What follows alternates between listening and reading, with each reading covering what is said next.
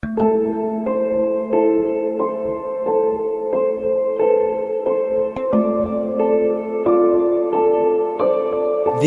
is the history of the Kenya-Uganda Railway. The Kenya-Uganda Railway line was built by the Imperial East African Company in the 1890s. The British built a 600-mile railway line that will run from the Kenyan coast to the lake port in Lake Victoria. At first, the British never had interest in Kenya. Their aim was just to pass through and go to Uganda. But what later attracted them to Kenya was the rich minerals and agricultural land. The main rationale for building the railway line was to promote the strategic power of the British in the region. One other main reason for constructing the railway line was abolishment of slave trade. As per the Berlin Conference of the 1884 to 1885, it was the responsibility of every colonial power to abolish slave trade in its protectorate. Their argument was that if a railway was built, caravans used for slave trade in the transportation of slaves will become a matter of antiquity altogether. They also intended to maintain communication with other colonies which they had acquired in the region. At the time India was a British colony, Indians were known to be good craftsmen. The British acquired 35,000 manual laborers to come and oversee the building of the railway line.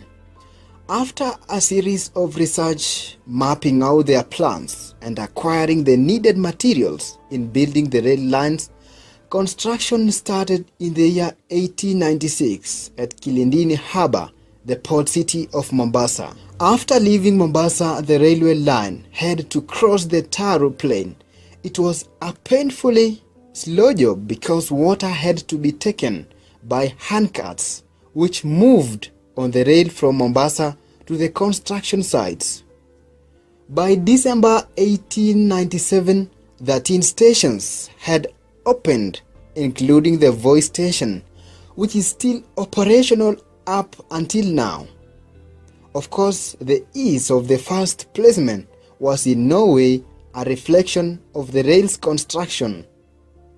Unplanned but required bridge construction, delays in material delivery, and unforeseen natural dangers stalled work for weeks and severely delayed the project's completion. In the process of building the railway line along the Tsavo River in December 1898, a pair of man-eaters struck and mauled 28 workers of Indian origin and 162 natives, killing a huge number. The predators left a massive damage, causing the project to stall for a period of time. The resistance by the Maasai community living around the river banks of Tsavo also led to a massacre. 2 women of Maasai origin were allegedly raped by the workers of the railway line, causing the community to retaliate. The little village known as Kedong is where almost 475 railway workers lost their lives.